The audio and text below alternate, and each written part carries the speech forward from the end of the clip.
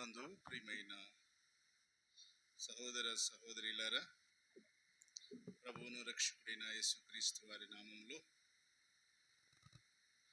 చేరువచ్చిన మీ అందరికీ వందనాలు తెలియజేస్తా ఉన్నాము. దేవుని వాక్యాన్ని చదువుకుందాం.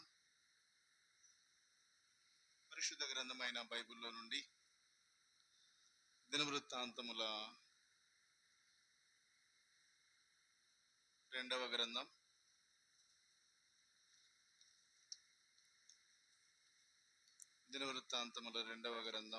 7వ అధ్యాయము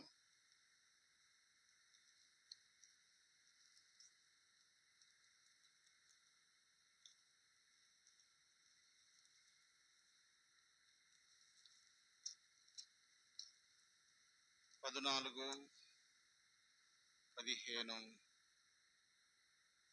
16 వచనాలు నేను చదువుతున్నాను. దినవృత్తాంతముల 2వ గ్రంథం 7వ అధ్యాయం 14 నుండి. నా పేరు పెట్టబడిన నా జనులు తమ్మును తాము తగ్గించుకొని ప్రార్థన చేసి నన్ను వెదకి తమ చెడు మార్గములను విడిచిన ఎడల ఆకాశము నుండి నేను వారి ప్రార్థనను విని వారి పాపమును క్షమించి వారి దేశమును స్వస్థపరచుదును. ఈ స్థలమందు చేయబడు ప్రార్థన మీద నా కనుదృష్టి నిలుచును, నా చెవులు దానిని ఆలకించును. నా పేరు ఈ మందిరమునకు నిత్యం ఉండునట్లుగా నేను దాన్ని కోరుకొని పరిశుద్ధపరిచితిని. నా దృష్టియు నా మనస్సును నిత్యము దాని మీద ఉండును. చిన్న ప్రార్థన చేసుకొని దేవుని వాక్యాన్ని ధ్యానం చేసుకుందాం. మహిమ స్వరూపుడు అయిన మా ప్రియ పరలోక తండ్రి, కృపగల దేవ, మీ ఘన నామమునకు స్తుతులు స్తోత్రములు చెల్లిస్తూ ఉన్నాం. మీ సన్నిధిలో మేము ప్రార్థించి ఆశించి నిరీక్షించిన మేరకు ఈ దినం మీ చిత్తానుసారంగా సాయంకాలపు సల్లవేళ ఈ గ్రామంలోనికి మీ సత్య సువార్తను తీసుకుని వెళ్ళడానికి, మీ మాటలు ప్రకటించడానికి, పత్రికలు పంచడానికి మీరు అనుకూలపరిచిన సమయం బట్టి మిమ్మల్ని స్తుతిస్తున్నాం. ఆ పరిచర్య దీవెనకరంగా జరిగించారు. అనేకులు మీ మాటలు శ్రద్ధగా విన్నారు. ఆటంకాలు తొలగజేసి ఘనంగా జరిగించిన పరిచర్యను బట్టి స్తుతిస్తున్నాం. విత్తబడిన వాక్యానికి నీరు కట్టండి, విన్నవారి హృదయంలో కార్యం జరిగించండి. ఆయన మరి రాత్రి వేళ ఏర్పాటు చేయబడిన ప్రార్థన కూడికలో మొదటిగా మీ నామ సంకీర్తన చేయడానికి కృప చూపారు. మీ గ్రంథములో నుండి మీ లేఖనాలు చదువుకున్నాం.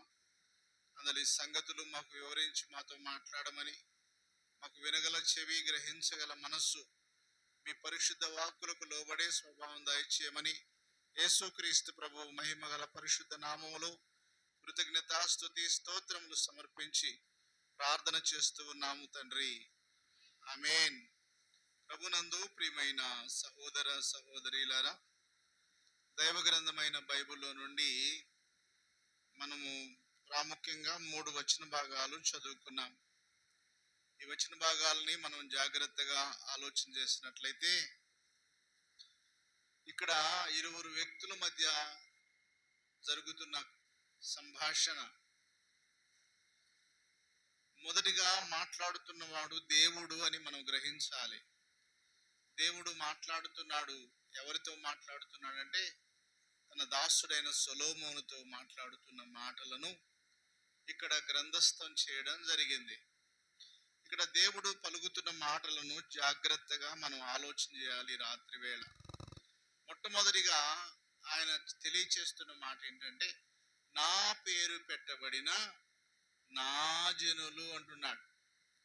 అలాగైతే ఈ రాత్రి వేళ ఎవరు ఆయన జనులు? ఎవరు ఆయన జనులు కానివారు? పాత నిబంధన కాలంలో కానీ క్రొత్త నిబంధన కాలంలో కానీ దేవుని ప్రజలు ఉన్నారు, దేవుని ప్రజలు కానివారు ఉన్నారు. ఎవరు దేవుని ప్రజలు, ఎవరు దేవుని ప్రజలు కానివారు? పాత నిబంధన లేఖనాల్లో మనం జ్ఞాపకం చేసుకుంటే, ఎవరైతే దేవుని మాట విని దేవుని మాట ప్రకారం నడుచుకొని జీవించారో వారు దేవుని ప్రజలుగా ఉన్నారు. క్రొత్త నిబంధనలు మనం చూసినట్లయితే యోహాను సువార్త 1వ అధ్యాయం 12వ వచనాన్ని మనం జ్ఞాపకం చేసుకుంటే ఏమని చదువుతున్నా అక్కడ? యోహాను సువార్త 1వ అధ్యాయం 12వ వచనం చూడండి. ఆయనను అంగీకరించిన వారు, తనను ఎందరు అంగీకరించిరో వారికందరికి, అనగా తన నామమునందు విశ్వాసముంచిన వారికి దేవుని పిల్లలయ్యే అధికారం ఇచ్చాడు. అందరూ దేవుని పిల్లలు కాదు, అర్థమైందా? అందరూ దేవుని ప్రజలు కారు. పాత నిబంధన కాలంలోనేమి క్రొత్త నిబంధన కాలంలోనేమి దేవుని ప్రజలైన వారు కొందరున్నారు, దేవుడు ఏర్పాటు చేసుకున్న వారు కొందరున్నారు. అందుకనే దేవుడు మాట్లాడుతూ నా పేరు పెట్టబడిన నా జనులు అన్నాడు.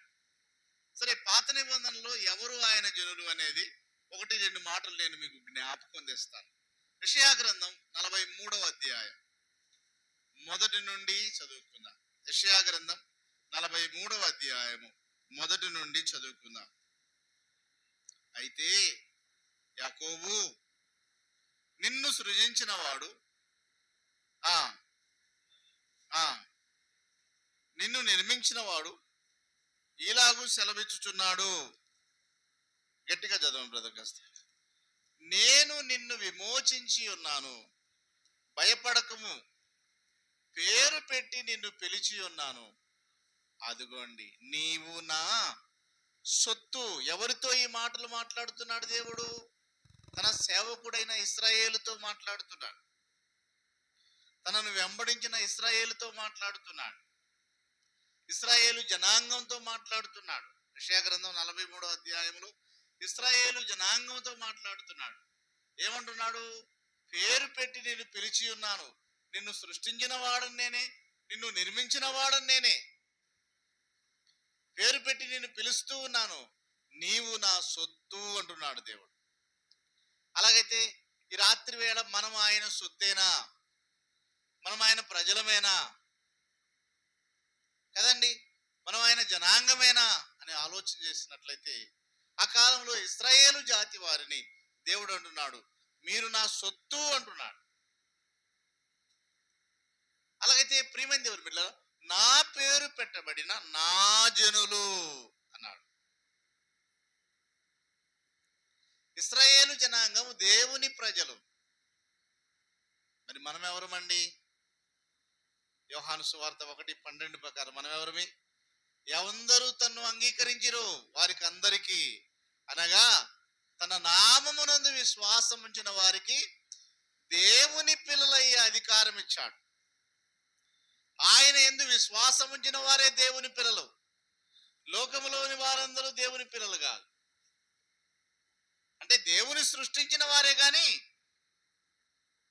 దేవుని చేత సృష్టింపబడిన వారే కానీ వారు దేవుణ్ణి అంగీకరించలేదు కాబట్టి, వారు దేవునికి లోబడలేదు కాబట్టి వారు ఆయన వారు కాదు.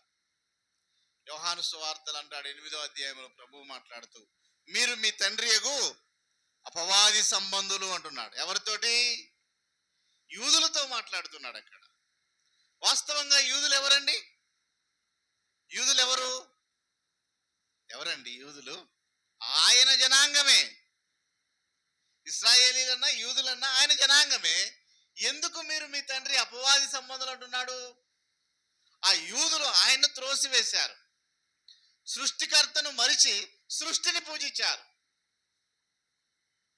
సృష్టికర్త ఒకడు ఉన్నాడు, భూమి ఆకాశములను కలుగజేసిన వాడు, సూర్యచంద్ర నక్షత్రాదులను కలుగజేసిన వాడు, సర్వ సృష్టిని కలుగజేసిన వాడు.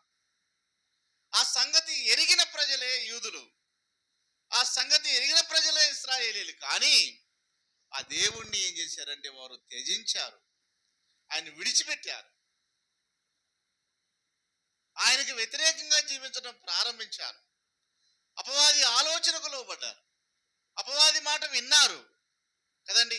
ఆది పితరుడైన ఆదాము చేసిన పనే ఈ కాలంలో ప్రజలు కూడా చేస్తా ఉన్నారు. ఆదాము అపవాది మాట విన్నాడు, దేవుని మాటను త్రోసివేశాడు, లోకం మీదకి పాపం తెచ్చాడు. ఈనాడు కూడా ప్రజలు అదే స్థితిలో ఉన్నారు. దేవుని మాటను లెక్క చేయటం లేదు. దేవుని మాటకు విలువివ్వడలేదు. దేవుని మాటను త్రోసివేస్తూ ఉన్నారు. దేవుని మాటను నిర్లక్ష్య పెడుతూ ఉన్నారు. కాబట్టి దేవుడు అంటున్నారు, మీరు మీ తండ్రి యగు అపవాది సంబంధులు. యేసుక్రీస్తు ప్రభువుని నమ్మని వారందరూ కూడా ఎవరండి? అపవాది సంబంధులే, సైతాను సంబంధులే. అలాగైతే ఇక్కడ దేవుడు తన ప్రజలతో మాట్లాడుతున్నాడు. ఎలా ఉన్నారంటే వాళ్ళు చూడండి, ద్వితీయ దినవృత్తాంతములు 2వ గ్రంథం 7వ అధ్యాయం మనం చదువుకున్న వాక్య భాగం. నా పేరు పెట్టబడిన నా జనులు తమ్మును తాము తగ్గించుకొని అంటున్నాడు. ఆయన ప్రజల్లో ఏమి లేదంట, ఏమి లేదు. ఆయన ప్రజల్లో తగ్గింపు లేదు. ఆయన ప్రజలు విధేయత చూపడం లేదు. ఇశ్రాయేలు జనాంగంతో దేవుడు మాట్లాడుతున్నాడు. ఆయన ప్రజలు లోబడటం లేదు. యెషయా భక్తుడు అన్నాడు కదండి, 1వ అధ్యాయం 1వ వచనం ఏమన్నాడు?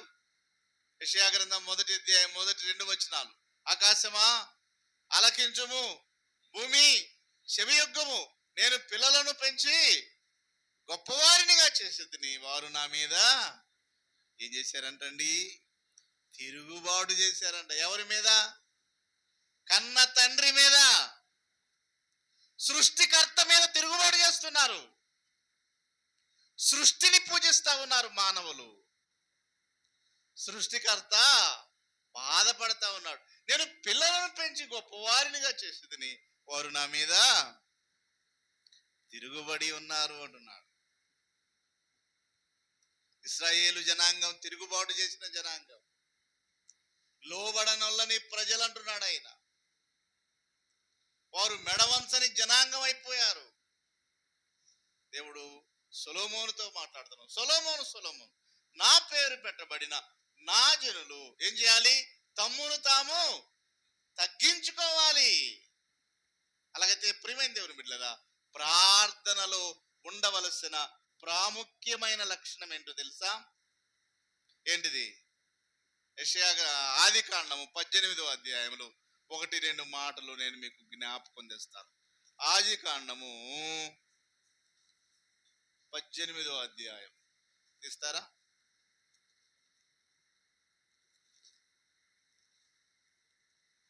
అధ్యాయము 27వ వచనం. అందుకు అబ్రహాము, ఇదిగో ధూళియు బూడిదయునైన నేను. దేవుని ఎదుట అబ్రహాము ఉన్నాడు. అబ్రహాము తను దేంతో పోల్చుకుంటున్నాడండి? బూడిదతో పోల్చుకుంటున్నాడు, ధూళితో పోల్చుకుంటున్నాడు. ఇంకొక మాట అంటాడు చూడండి, 25వ వచనం చదవండి. ఆ చొప్పున చేసి దుష్టులతో కూడా నీతిమంతులను సంపుట నీకు దూరమవును గాక, నీతిమంతుని దుష్టులతో సమముగా ఎంచుట నీకు దూరమవును గాక, సర్వలోకమునకు తీర్పు తీర్చువాడు న్యాయము చేయడా.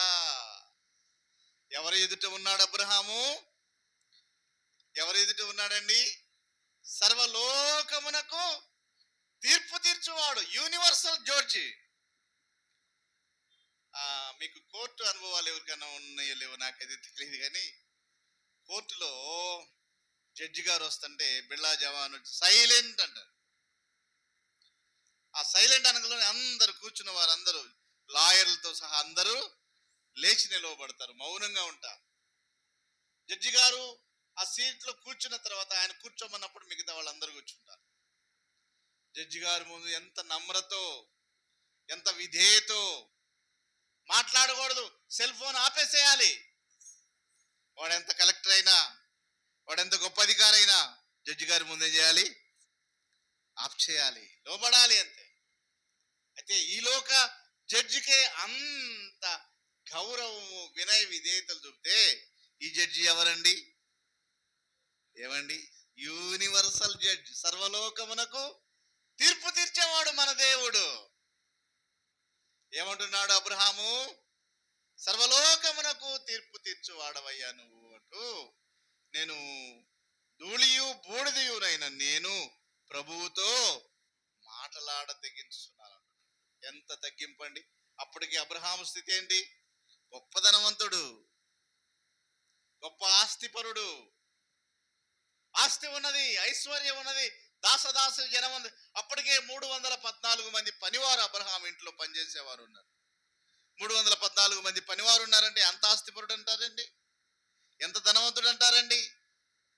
అయినప్పటికీ అబ్రహాము దేవుని సన్నిధిలో తన్ను తాను తగ్గించుకుంటూ ఉన్నాడండి. ఈనాడు కొంతమంది ప్రార్థన చేస్తూ ఉంటారు, లేచి నిలవబడతా ఉంటారు, అటుగంతులు వేస్తూ ఉంటారు, ఇటుగంతులు, రా దిగిరా, కమాన్ గమ్డం. ఎవరితో? ఎవరిని కమాండ్ చేసేది? ఎవరినండి? మోషే గారు దేవుణ్ణి కమాండ్ చేస్తావు నువ్వు? దేవుణ్ణి కమాండ్ చేసే అధికారం నీకుందా? పిచ్చి కోతలకు వస్తున్నారండి ఈనాడు సేవకులు దేవుని గారు. ఎంత విచారం ప్రియమైన దేవుడు. అబ్రహాం అంతటి గొప్పవాడే నేను ధూళియు బూడిదయునైనా నేను ప్రభువుతో మాటలాడ తెగించుచున్నాను. ఎంత తగ్గించండి, ఎంత విధేయత అండి ప్రియమైన దేవుని బిడ్డలారా. ప్రార్థనలో దేవుని పిల్లలకు ఉండవలసింది, నా పేరు పెట్టబడిన నా జనులు తమ్మును తాము తగ్గించుకోవాలంతే. నీవు ఎవరైనా సరే, నీవు ఉన్నది దేవుని సన్నిధిలో, నీవు ఉన్నది సృష్టికర్త అయిన దేవుని సన్నిధిలో, నీవు ఉన్నది సర్వలోకమునకు తీర్పు తీర్చువాడైన దేవుని సన్నిధిలో నీవు ఉన్నావని గమనించి ఏం చేయాలి? తగ్గించుకొని ప్రార్థన చేసి, ఏమంటున్నాడండి? ప్రార్థన చేసి నన్ను వెదకి తమ చెడు మార్గములను విడిచిన ఎడల. దేవుని సన్నిధికి వచ్చేవాడు ఎలా రావాలండి? తమ చెడు మార్గములను విడవాలి. తమ చెడు మార్గములను విడవాలి. ఈ దేవుడు ఎవరు? ఏమంటున్నాడు ఆయన? పేతురు మొదటి పత్రిక 1:14 చూడండి, ఏమంటాడు? నేను పరిశుద్ధుడనై ఉన్నాను గనుక మీరును. అది సంగతి. మన దేవుడు ఎవరు? ఎవరండి మన దేవుడు? పరిశుద్ధుడండి. లోకంలో ఇంకెవరికి లేదు ఈ పేరు. పరిశుద్ధ దేవుడు. మన దేవుడు పరిశుద్ధుడు. మహాదూతలైన కెరూబులు శరాపులు ఆయన స్తుతిస్తా ఉన్నారు. సైన్యములకు అధిపతి యెహోవా పరిశుద్ధుడు పరిశుద్ధుడు పరిశుద్ధుడు, సర్వలోకమైన మహిమతో నిండి ఉన్నదని గాన ప్రతిగానాలతో దేవుని స్తుతిస్తా ఉన్నారు. మహాదూతలంట వారు 2 రెక్కలతో కళ్ళు కప్పుకుంటున్నారు, 2 రెక్కలతో కాళ్ళు కప్పుకుంటున్నారు, 2 రెక్కలతో ఎగురుతూ ఉన్నారు. సైన్యములకు అధిపతికి యెహోవా పరిశుద్ధుడు పరిశుద్ధుడు పరిశుద్ధుడు. ఎంత వినయం అండి దేవుని సన్నిధిలో, ఎంత పరిశుద్ధత అండి దేవుని సన్నిధిలో. దేవుడు అంటున్నాడు, నా ప్రార్థన చేసి నన్ను వెదకి తమ చెడు మార్గములను. ఏ మార్గములో ఉన్నారు ఇశ్రాయేలు జనాంగం? ఏమండి, ఏ మార్గంలో ఉన్నాడు ఈనాడు క్రైస్తవులని పేరు పెట్టుకుంటున్నారు? ఏ మార్గంలో ఉన్నారండి? జైలుకి వెళ్తే, ఈ మధ్య నేను రాజమండ్రి సెంట్రల్ జైలుకి వెళ్ళాను. ఒక దైవ సేవకుడు నన్ను తీసుకెళ్ళాడు. ఎక్కువ క్రైస్తవ పేర్లు కనపడుతున్నాయి అక్కడ. మర్డర్లు చేసినవాడు, కూనీలు చేసినవాడు, మానభంగాలు చేసినవాడు, అందరూ క్రైస్తవుల పేర్లు కనపడుతున్నాయి. భలే బాధ వేసిందండి. దేవుని కృపను బట్టి అక్కడ కూడా దేవుని పరిచర్య జరుగుతుంది. జైల్లో దేవుని వాక్యం ప్రకటిస్తున్నారు, సువార్త వినబడుతుంది. పేరు ఉన్నది, తీరు లేదు. క్రైస్తవులు పేరు ఉన్నాయి కానీ తీరు లేదు. ఒక మహాభక్తుడు పాట పాడాడు. వజ్రగిరి జోసఫ్ గారని సత్తెనపల్లి ఏరియాలో పరిచర్య చేశాడు ఆయన. పేరును చూపితివి, మంచి పేరును చూపితివి, తీరును చూడగా క్రూరుడవైతివి, ఏది నీ సాక్ష్యం? మారని క్రైస్తవుడా, మతి మారని క్రైస్తవుడా. ఏం మారలేదు? మతి మారలేదు.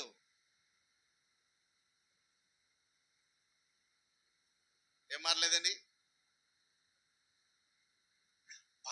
శుద్ధి లేని పాకమేలా, ఆత్మశుద్ధి లేని ఆచారమేలా, చిత్తశుద్ధి లేని పూజలేలా అన్నాడు కదా. చిత్తం బాగలేదు, మనసు బాగాలేదు. ఎంత దారుణంగా ఉన్నారండి క్రైస్తవ పేరు పెట్టుకొని క్రీస్తుని చూపించలేని జీవితాలు, క్రీస్తుని కనబరచలేని జీవితాలు, క్రీస్తుకు మాదిరిగా ఉండలేని జీవితాలు జీవిస్తూ ఉన్నారు. దేవుడు మాట్లాడుతూ ఉన్నాడు. ఆ కాలంలో ఉన్న ఇశ్రాయేలు జనాంగంతో దేవుడు మాట్లాడుతూ ఉన్నాడు. నా పేరు పెట్టబడిన నా జనులే వీరు, వారిలో తగ్గింపు లేదు, వారిలో వినయము లేదు, వారిలో విధేయత లేదు, వారు లోబడనొల్లని జనంగా ఉన్నారు. కాబట్టి వారు తమ్మును తాము, సొలొమోన్ నా పేరు పెట్టబడిన నా జనులు తమ్మును తాము తగ్గించుకోవాలి. ఏమన్నాడు తర్వాత? నా పేరు తగ్గించుకొని ప్రార్థన చేయాలి. ప్రార్థన ఏంటండి? ప్రార్థన అంటే what is the meaning of prayer? ఏంటండి ప్రార్థన అంటే? ప్రేయర్ మీన్స్ ఆస్కింగ్, అడగడం. యేసుక్రీస్తు ప్రభు వారు చెప్పాడు కదా, అడుగుడి, అడగమన్నాడు ఆయన. ఎలా అడగాలి? సందేహించకుండా అడగాలి. ఎవరిని అడగాలి? మత్తయి సువార్త 6వ అధ్యాయంలో ప్రార్థన గురించి చెప్తూ, పరలోకమందున్న మా తండ్రి. ఎవరిని అడగాలి? తండ్రిని అడగాలి. తండ్రిని అడిగేటప్పుడు పిల్లవాడికి సంశయం ఉండదు, సందేహం ఉండదు కదండి. నానా రూపాయి అంటాడు వాడు. నాన్న దగ్గర ఉన్నది లేదు వాడికి తెలియదు కదండి. ఇస్తావా లేదా? ఇయ్యి అంటాడు. తండ్రి ఇస్తాడు. తిట్టే కొట్టో ఏదో చేసి మొత్తానికి ఇస్తాడండి. అడగటం ప్రార్థన అంటే. ప్రార్థన చేయాలి. తన ప్రజలు ఆయన అడగాలని కోరుతున్నాడు. తన ప్రజలు ఆయనతో సంభాషణ చేయాలని కోరుకుంటున్నాడు. తన ప్రజలు ఆయనతో మాట్లాడాలని కోరుకుంటున్నాడు ఆయన. అడగటం ప్రార్థన. ప్రార్థన చేసి నన్ను వెదకమంటున్నాడు. వెదకాలి. ప్రార్థన చేసి వెదకడం అంటే ఏంటి? పూర్వము మాకు ప్రార్థన నేర్పిన పెద్దలు ఏం చేసేవాళ్ళంటే, ప్రార్థన అయిపోయిన తర్వాత చాలాసేపు మౌనంగా దేవుని సన్నిధిలో కనిపెట్టేవారు. ఒక దైవ సేవకుడిని అడిగాను, ప్రార్థన ముగించారు కదా, ఇంకా మీరు ఎందుకు అంకులు మౌనంగా అంతసేపు ఉన్నారంటే, మనం అప్లికేషన్ పెట్టామయ్యా, ఆయన ఏదన్నా సమాధానం ఇస్తాడేమోనని ఆయన మాటల కొరకై, ఆయన ఆలోచన కొరకై, ఆయన తలంపుల కొరకై ఎదురు చూడటమయ్యా అన్నాడు. వెదకటం అంటది. అప్లికేషన్ పెట్టింది భార్య, ఏమండి ఊరు వెళ్తున్నారు కదా, నాకు ఒక చైన్ తెస్తారా? సరేనే అన్నాడు భర్త. వెళ్ళాడు. భార్య ఏం చేసింది? సంచికి సరుకులు వేసుకుని వచ్చాడు. ఏం చేసింది భార్య? అమ్మా వెతుకుతూ ఉంటది, సంచి కలిసి చూస్తుంది, జేబు కలిసి చూస్తుంది కదా. అది ప్రార్థనలో వెదకడం అంటే. అప్లికేషన్ వెళ్ళిపోయింది, వెదకటం. నా పేరు పెట్టబడిన నా జనులు తమను తాము తగ్గించుకొని ప్రార్థన చేసి నన్ను వెదకి, ఆ తర్వాత ఏమంటున్నాడు? తమ చెడు మార్గములను విడవాలి అంటున్నాడు. ఇదేంటండి? ఆయన ప్రజలు చెడు మార్గంలో ఉండవేంటి? ఆయన ప్రజలు కదా, ఆయన నా జనులు అంటున్నాడు కదా. ఆయన ప్రజలు చెడు మార్గంలో ఉండటం ఏంది? కీర్తనల గ్రంథం 65వ కీర్తన లేక 66వ కీర్తన చూద్దాం ఒక మాట. 66:18 చూడండి.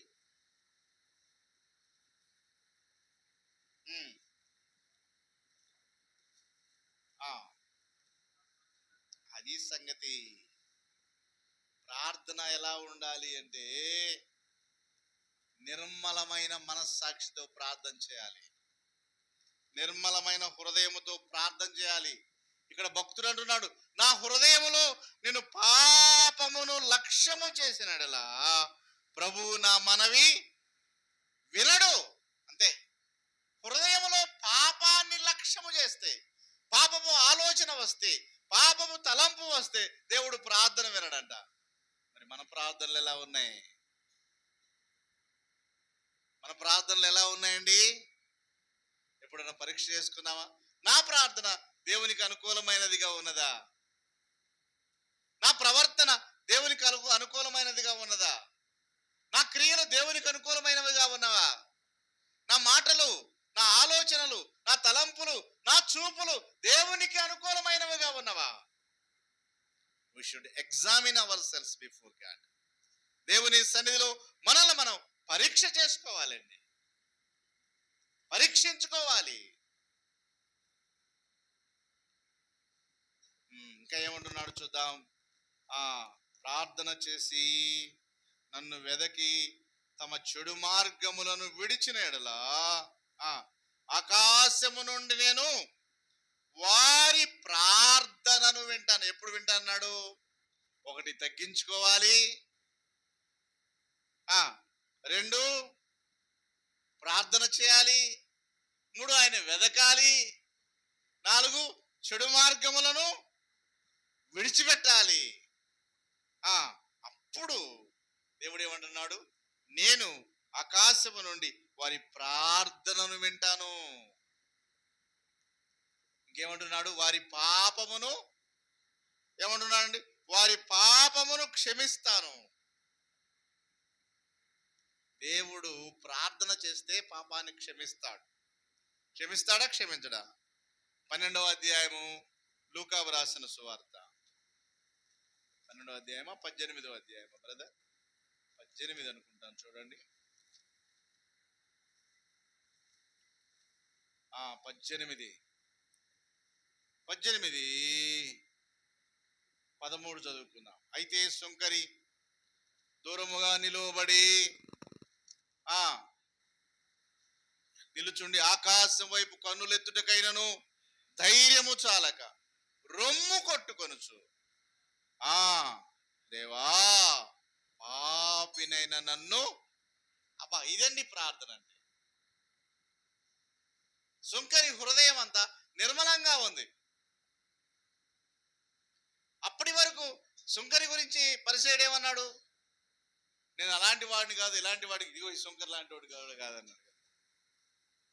సుంకరి గుండె పగిలిపోయింది. అయ్యో, పరిసయ్యుడికి దృష్టిలో నేనెంత పాపినా, అయితే నాకు ఆ పాప జీవితము వద్దు, ఈ పాప బ్రతుకు నాకు వద్దనుకున్నాడు. దేవా నేను పాపిని, నన్ను క్షమించమన్నాడు. ఎంత ప్రార్థన చేశాడండి? ఏమ్మా, ఎంత ప్రార్థన చేశాడు? ఎంత పొడుగు ప్రార్థన చేశాడు? చెప్పరేందమ్మా? ఒక్క మాట, దేవా పాపిని నన్ను కరుణించమన్నాడు. అయిపోయింది ప్రార్థన. Simple prayer. ఏమనుంది అక్కడ? అతని కంటే ఇతడు నీతిమంతుడుగా తీర్చబడ్డాడు. దేవుడు క్షమించి వేశాడు. సుంకరి పాపాలన్నింటినీ క్షమించి వేశాడు. సుంకరి అన్యాయాలన్నింటినీ క్షమించి వేశాడు. సుంకరి ఏమయ్యాడంటే నీతిమంతుడుగా తీర్చబడ్డాడు. సుంకరి అంటే పన్ను వసూలు చేసేవాడని అర్థం. సుంకరి అంటే వాడు ఏదో గొప్ప పాపని కాదు. సుంకరి అంటే ప్రజల దగ్గర పన్ను వసూలు చేసే ఉద్యోగం. ఆ కాలంలో సుంకరుల్ని ఏమనేవాళ్ళు అంటే పాపులు అనేవాడు. చూస్తారా? ఒక మాట చూస్తారా? లూకా సువార్త 19వ అధ్యాయం. లూకా సువార్త 19వ అధ్యాయము 5వ వచనం చూడండి.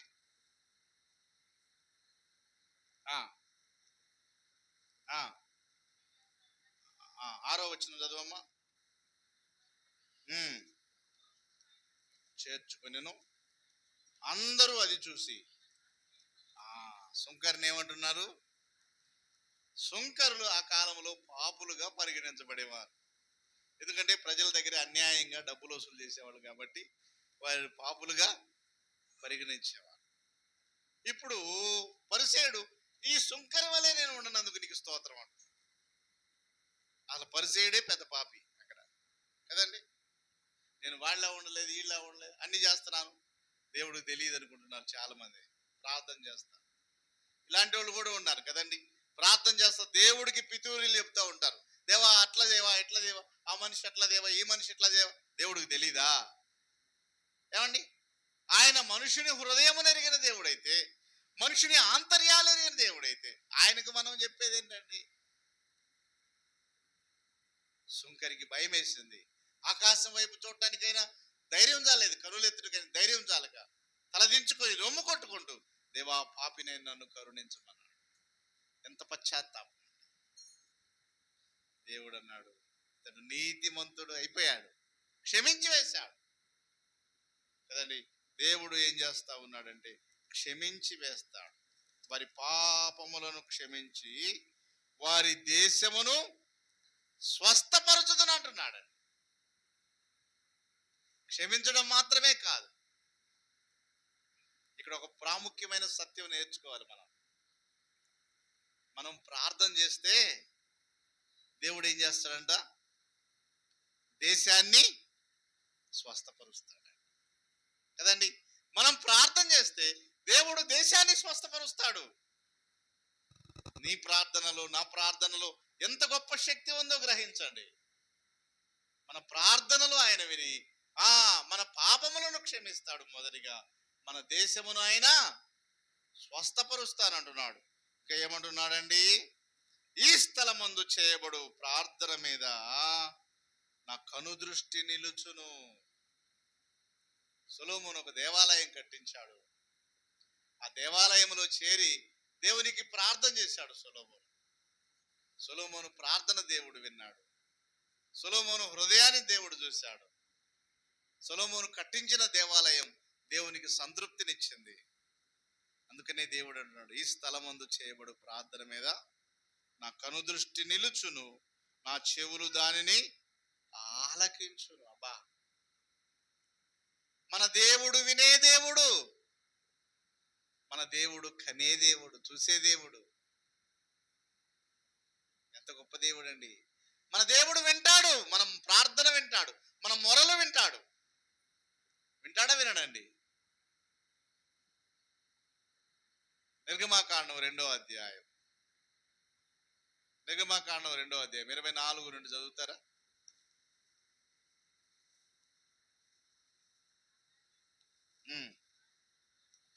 కాగా దేవుడు వారి మూలుగులను విని అబ్రహాము, ఇస్సాకు, యాకోబులతో తాను చేసిన నిబంధనను జ్ఞాపకం చేసుకున్నాను అంటున్నాడు. 3:7 చదవమ్మా. 3:7 ఇట్లా నేను అదిగోండి, ఐగుప్తులో ఉన్న నా జనుల నా ప్రజల బాధను నిశ్చయముగా చూచితిని. మన దేవుడు చూచేవాడు. పనులలో తమ్ము కష్టపెట్టి వారిని బట్టి వారు పెట్టిన మొరను వింటిని, వారు దుఃఖములు నాకు తెలిసేవను. అబ్బా, ఎంత గొప్ప దేవుడు అండి మన దేవుడు! ప్రార్థన వినే దేవుడు, ప్రార్థన ఆలకించే దేవుడు, ప్రార్థనకు జవాబిచ్చే దేవుడు. ఏం చేశాడంట? కాబట్టి 8వ వచనం, ఐగుప్తుల చేతుల నుండి వారిని విడిపించుటకును ఆ దేశములో నుండి విశాలమైన మంచి దేశమును కనగా కనానీయులకు, హిత్తీలకు, అమోరీలకు, పెరిజీలకు, హివ్వీలకు, యెబూసీలకు నివాస స్థానమై పాలు తేనెలు ప్రవహించు దేశమునకు వారిని నడిపించుటకును God came down to lead his people. తన ప్రజలను నడిపించడానికి, విడిపించి నడిపించడానికి కదండి. వారిని విడిపించి నడిపించడానికి దేవుడు దిగి వచ్చాడు. అలాగైతే ప్రియమైన దేవుని బిడ్డలారా, ఆయన ప్రార్థన చేసే వారి ప్రార్థనను నిర్లక్ష్య పెట్టేవాడు కాడు అని మనం జ్ఞాపకం చేసుకుంటున్నాం. ఇంకా ఏమంటున్నాడు? నా చెవులు దాన్ని ఆలకించును, నా పేరు ఈ మందిరమునకు నిత్యము ఉండునట్లుగా నేను దాన్ని కోరుకొని పరిశుద్ధ పరిచితిని, నా దృష్టియు నా మనస్సును నిత్యము దాని మీద ఉండును. ఎవరైతే హృదయపూర్వకంగా ప్రార్థన చేస్తారో, ఎవరైతే యథార్థంగా ప్రార్థన చేస్తారో, వారి ప్రార్థన మీద దేవుని కనుదృష్టి ఉంటుంది, ఆయన మనస్సు ఉంటుంది. మనస్సు పెట్టి ఆయన వింటాడు, వారికి జవాబిస్తాడు. అందుకనే ఆ కాలములో ఇశ్రాయేలు ప్రజలను విడిపించడానికి ఆయన దిగి వచ్చాడు, నడిపించడానికి ఆయన దిగి వచ్చాడు. మరి నేటి దినాల్లో యేసుక్రీస్తు ప్రభువు ఈ లోకానికి ఎందుకు వచ్చాడండి? తిమోతి మొదటి పత్రిక 1వ అధ్యాయం 15వ వచనం చదువుతారా? తిమోతి మొదటి పత్రిక 1వ అధ్యాయం 15వ వచనం. పాపులను రక్షించుటకు క్రీస్తు యేసు లోకమునకు వచ్చెను. ఎక్కడి నుండి వచ్చాడు కదండి? పరలోకము నుండి దిగి వచ్చిన జీవాహారము నేనే అన్నాడు ఆయన.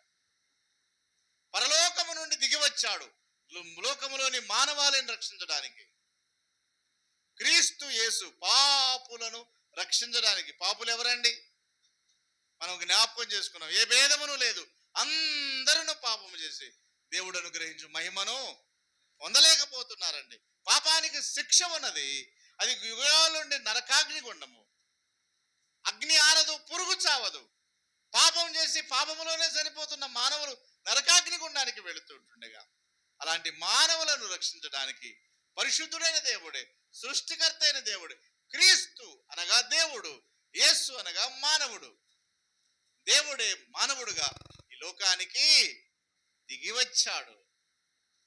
ఈ లోకములో 33.5 సంవత్సరాలు జీవించాడు, పరిశుద్ధుడుగా జీవించాడు, జన్మకర్మ పాపము లేనివాడుగా జీవించాడు. పాపి అయిన మానవులందరి పాప పరిహారం కొరకు ఆయన కొట్టబడ్డాడు, గాయాలు పొందాడు, తన అమూల్యమైన పరిశుద్ధ రక్తాన్ని చెందించాడు. మానవులందరి కొరకై తన ప్రాణాన్ని బలిగా పెట్టాడు, సమాధి చేయబడ్డాడు. 3వ దినాన మరణాన్ని జయించి సమాధిని ఓడించి తిరిగి లేచాడు. పరలోకానికి వెళ్ళాడు. ఆయన మరలా రాబోతున్నాడు. ఎందుకు రాబోతున్నాడండి ఆయన? ఎవరి కొరకు రాబోతున్నాడు? ఒక మాట చదివి నేను ముగిస్తాను. తెస్సలోనికైలకు రాసిన 2వ పత్రిక 1వ అధ్యాయం 6వ వచనాన్ని చదువుతారు ఎవరైనా? తెస్సలోనికైలకు రాసిన ప్రభు అయిన యేసు తన ప్రభావమును కనబరుచు దూతలతో కూడా పరలోకము నుండి ఎలా రాబోతున్నాడండి? ప్రభు అగ్ని జ్వాలలలో రాబోతున్నారు. ప్రకటన 1:7 అంటాడు ప్రకటన గ్రంథకర్త యోహాను, ఇదిగో ఆయన మెగారుడై వచ్చుచున్నాడు, ప్రతి నేత్రం ఆయన్ను చూచును, ఆయన పొడిచిన వారును చూచెదరు, భూజనులందరూ ఆయనను చూచి రొమ్ము కొట్టుకొందరు. అవును, ఆమేన్. అగ్ని జ్వాలలలో ప్రత్యక్షమై ఏమంటున్నాడు? దేవుని ఎరుగని వారికిని, ఆయన స్వార్థకు లోబడని వారికిని. తెస్సలోనికయ్య 1:2వ పత్రిక 1:6 చదువుతున్నా. దేవుని స్వార్థకు లోబడని వారికిని ప్రతిదండన చేయడానికి. అయ్యా యేసు ప్రభువుని నమ్ముకోండి, అయ్యా మాకు వద్దులే, యేసు ప్రభువుని నమ్ముకోండి మాకు వద్దులే, ఈ పత్రిక తీసుకోమ్మా మాకు వద్దులే, ఇది మాకు కాదులే, మాకు వద్దులే అంటున్నావా? ప్రతి దండన నీకు జరగబోతుంది. దేవుని సువార్తకు లోబడని వారికి ప్రతి దండన చేయడానికి ఆయన రాబోతున్నాడు. లోబడతావా దేవుని సువార్తకు? నిన్నే ప్రేమించాడు ఆయన, నీ కొరకే లోకానికి వచ్చాడు, నీ శిక్ష తనపై వేసుకున్నాడు, నీకు బదులుగా ప్రాణం పెట్టాడు, మరణించి తిరిగి లేచాడు. ఆయన నమ్ముకుంటే పరలోకం, నమ్ముకోకపోతే నిత్య నరకాగ్ని గుండం ఉందని ప్రేమతో తెలియచేస్తూ ఈ నా సందేశాన్ని ముగిస్తా ఉన్నాను. ప్రభు తన మాటలు దీవించి ఆశీర్వదించునుగాక. ఆమేన్. పరలోకమందున్న మా తండ్రి, పరిశుద్ధుడు అయిన గొప్ప దేవా,